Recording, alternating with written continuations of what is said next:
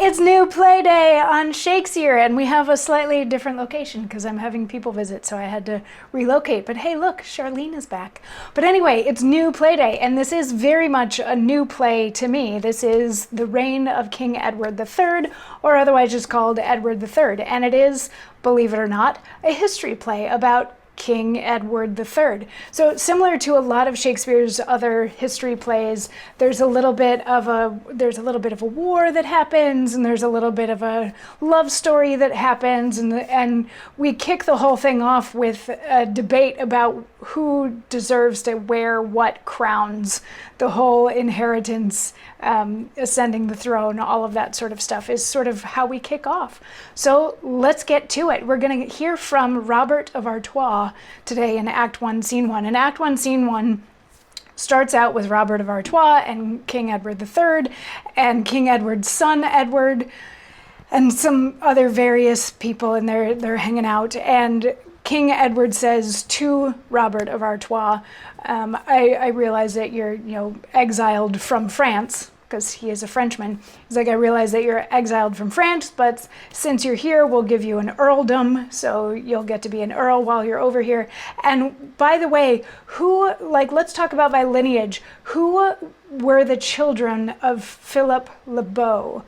And he says Philip Lebeau, which was actually Philip le Bel, who was a French king. So he's asking about who the children of this French king were. And Robert replies that he had 3 sons, each of whom sat on the throne, but none of whom had an heir. So, and Robert is like, wait, and my mom was one of their sisters, right?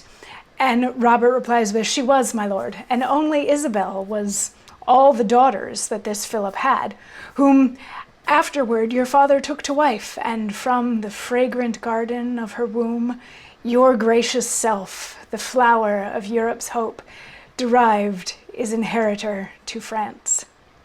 But not the rancor of rebellious minds. When thus the lineage of Beau was out, the French obscured your mother's privilege, and though she were the next of blood, proclaimed John of the house of Valois now their king. The reason was, they say, the realm of France, replete with princes of great parentage, ought not admit a governor to rule, except he be descended of the male.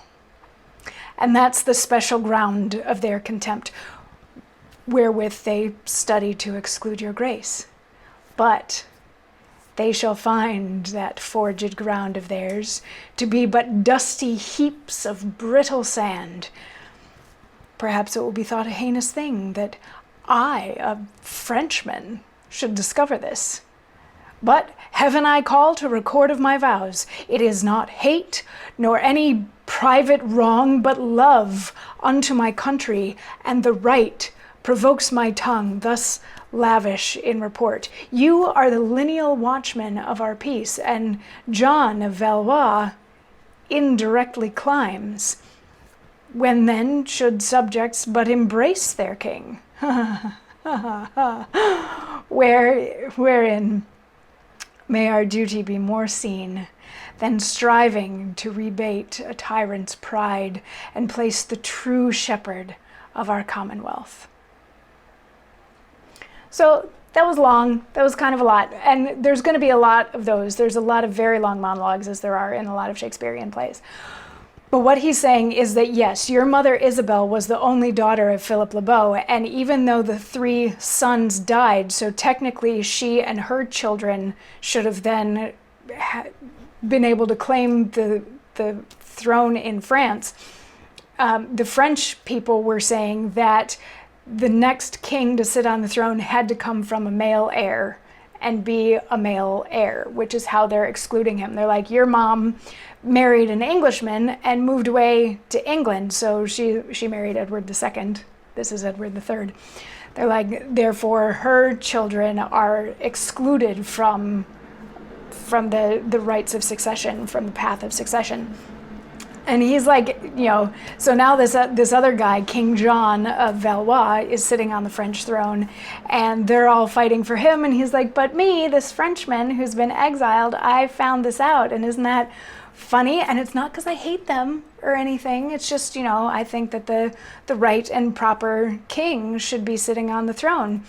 And Robert's like, okay, sounds good. Let's explore this a little more. And a messenger comes in to say that there's somebody at the door. So he's like, go find out who it is. And it turns out that it's the Duke of Lorraine, who's another Frenchman. And King Edward is like, okay, let him in. So like everybody except for the king leaves. He takes his throne, takes his seat, tries to look all proper and presentational. And then the Duke of Lorraine comes in and he's like, hey, how's it going? What's up?